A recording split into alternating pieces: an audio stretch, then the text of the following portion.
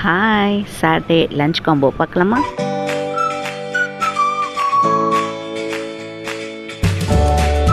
ரெண்டு மாம்பழம் ஃப்ரிட்ஜில் இருந்தது. சரி, அதை ஜூஸாக போடலான்னு பார்த்தேன். அப்புறமா இந்த மாதிரி ஒன்று ரெடி பண்ணி வச்சேன்.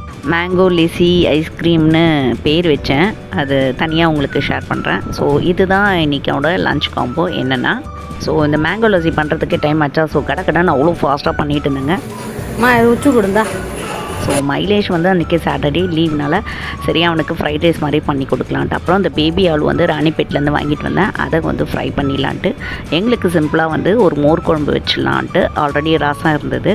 ஸோ அதை வச்சு அட்ஜஸ்ட் பண்ணிக்கலான்ட்டு இது பண்ணிட்டேன். கொஞ்சமாக காலிஃப்ளவர் இருந்தது, அதில் கபாப் மசாலா, அப்புறம் அரிசி மாவு, இஞ்சி பூண்டு பேஸ்ட்டு போட்டு கொஞ்சமாக மிளகாத்தூள் போட்டு அதை ஃப்ரை பண்ணி எடுத்துக்கலான்ட்டு ஊற வச்சுருக்கேன். ஸோ இதில் ஆட் பண்ணது பார்த்திங்கன்னா கேரட்டு, ஸ்வீட் கார்னு, அப்புறம் கேபேஜ் நல்லா திருவிட்டேன். கேபேஜை போட்டுட்டு அப்புறம் ஃபைனலாக போட்டது வந்து பெப்பர் தூள், சாட் மசாலா, அப்புறம் கஸ்தூரி மெத்தி போட்டு நல்லா போட்டு ஹை ஸ்பீடில் போட்டு பரட்டி எடுத்துட்டா சூப்பராக வந்திருக்கு பாருங்கள். மைலேஷ் நல்லா என்ஜாய் பண்ணி சாப்பிட்டான்.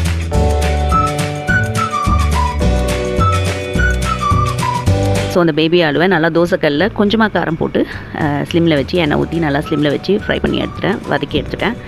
ஸோ ஐஸ்கிரீமும் அதுக்குள்ளே கூல் ஆகிடுச்சு. நல்லா ஒரு 4 o'clock பார்த்திங்கன்னா அது நல்லா ஓரளவுக்கு செட் ஆகிடுச்சு. ஓவராகவே செட் ஆகிடுச்சு அந்த மேங்கோ ரெசிபி. ஸோ அதை எடுத்து அப்படியே ஆளுக்கு ஒரு கப்பு சாப்பிட்டோம். நெக்ஸ்ட் vlogல பார்க்கலாமா?